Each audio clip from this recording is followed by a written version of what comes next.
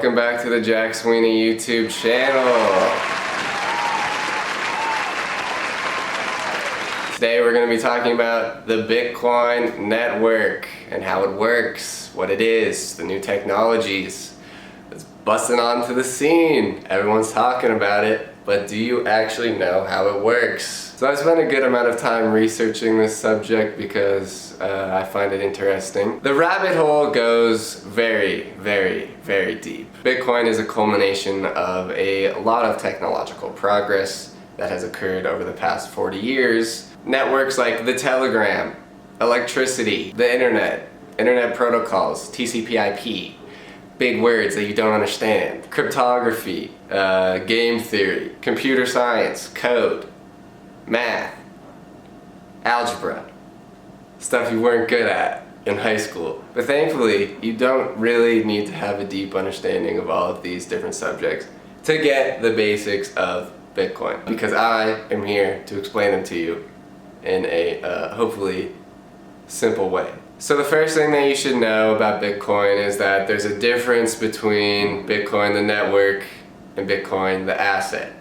Basically, the simplest way that I can dispel this to you is that Bitcoin the network takes electricity and converts it into digital energy that is stored in Bitcoin the asset.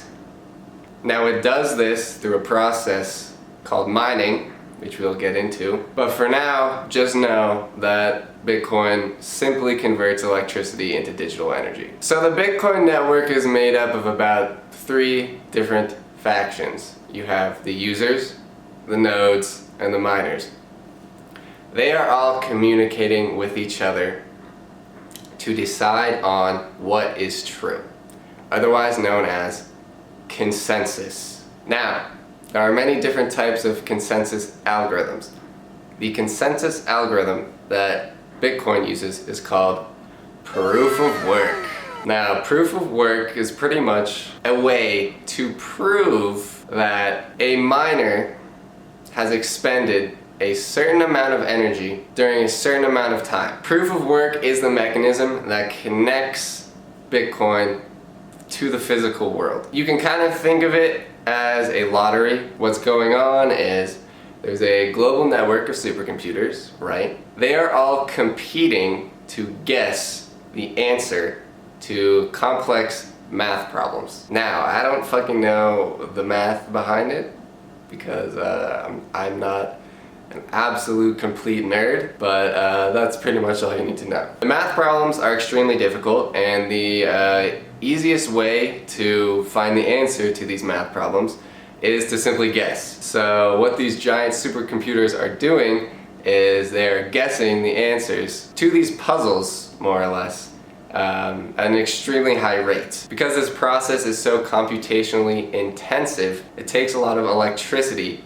to power the CPUs in the computers. So you have a global network of supercomputers all guessing to find the answers to mathematical puzzles. When they get the correct answer, they are rewarded with Bitcoin. This is how new Bitcoin is created. It's called the block subsidy, and we'll get into this in another video. I'll probably just do a whole nother video on mining. All you really need to know about mining is that it's pretty much similar to gold mining. Proof of work means you can prove how much work you did to obtain your Bitcoin. Just as a gold miner can prove how deep of a hole he dug to find the gold vein. So you have the miners. Now let's move on to the nodes. The nodes basically validate transactions. This is where the users come in. If I send some Bitcoin to my friend Bob, from this phone, the transaction gets broadcast to the entire Bitcoin network that surrounds the globe. The role of the nodes is to validate the amount of Bitcoin that I have and that I'm allowed to spend it and that I'm not double spending. So the nodes make sure that I'm being truthful about the amount of Bitcoin that I have available to spend. When enough validators confirm that I have the correct amount of Bitcoin and I have the right to send that Bitcoin, my transaction gets thrown into a block. Now, this block is full of other transactions that had been broadcast on the Bitcoin network in the past 10 minutes. So, you have me, a user, sending some Bitcoin to my friend Bob. Bob is also a user. Maybe he's sending some Bitcoin to his friend Jill. And you have this giant synchronicity across the world of people sending Bitcoin to others. All those transactions are batched into a block. Now, when they're batched into this block, the nodes all validate that the transactions are true, and the miners all compete to win the block subsidy by solving those complex math problems that we talked about earlier. After 10 minutes, my transactions are mined into the block. Once that 10 minutes is up, that block goes into the chain. It's not final in the chain, but it goes into the chain. Then the next 10 minutes starts. People are broadcasting transactions all across the world. That goes into another block. Another 10 minutes into the chain. Once you get about 5 blocks deep, this block that I sent my transaction through is immutably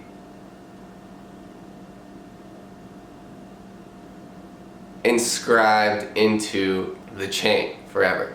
So this can never be changed, which is huge. So this process solves some very important problems that humanity has always pondered. The double spend problem and the Byzantine generals problem. I'm not going to get into them in this video, but we'll save those for another video. So this process is going on 24/7, 365, can't be shut down, can't be stopped. Even if you turn off the electricity, about half the Bitcoin network is powered by renewable energy. So someone, somewhere, some mining, some nodes, some users are going to be operating on the network.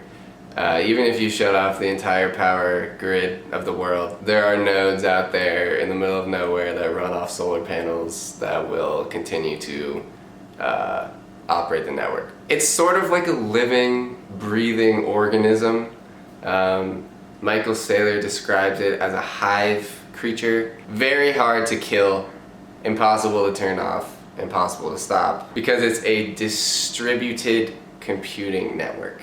It's decentralized. Instead of me sending money through a bank to my friend Bob, I send money directly from me to Bob. This is probably the biggest innovation of the 21st century. And I'm not a fucking expert, okay? But this is just the understanding that I have come to over the past few months. And once we get to the economics of the network, it'll start to make even more sense. But for now, I just wanted to focus on the technical, how does it actually work? So the big takeaways from this video are that there's a difference between Bitcoin, the network, and Bitcoin, the asset. Bitcoin, the network, converts electricity into digital energy that is stored in Bitcoin, the asset. Bitcoin, the asset, is able to be sent in a decentralized peer-to-peer manner, which is different than any other system we've had in the past, save for actual face-to-face cash transactions. That's why Satoshi describes it as an electronic peer-to-peer cash system. It's similar to cash in that when I pay my friend $1, it goes directly from me to my friend. But if I Venmo my friend $1, it goes from me through Venmo to my friend, causing a lot of inefficiencies. Other key takeaways, we have nodes, miners, and users. Those are the three main pillars of the Bitcoin network. Nodes validate transactions, miners compete to win Bitcoin, users use the network to send Bitcoin peer-to-peer. Probably the final key takeaway is that Bitcoin is sort of at the precipice of many, many different technological innovations over the past 40 years. Encryption, computer science, electricity, the internet. It's like Satoshi took them all, threw them kind of in a pot, mixed it up with central banking, and then kind of just like squished it in and maybe like chipped away at it a little bit, made it really elegant and simple, and then birthed it into the world. Next week we're going to get into the economics of Bitcoin, which is probably my favorite part because that's where we get into the number go up technology. That's where we get those juicy fat gains over time. That's where we get generational wealth creation and financial sovereignty, which is why we're all here, right? So I just want to thank you guys for stopping in today, watching this video. If you have any more questions, leave a comment and I'll answer them in the next video. And yeah, join my Discord, follow me on Twitter, subscribe to my newsletter. Got a newsletter these days. It's pretty gas. And I'll see you guys next week. Love all of you guys. Peace and love. Namaste. Goodbye.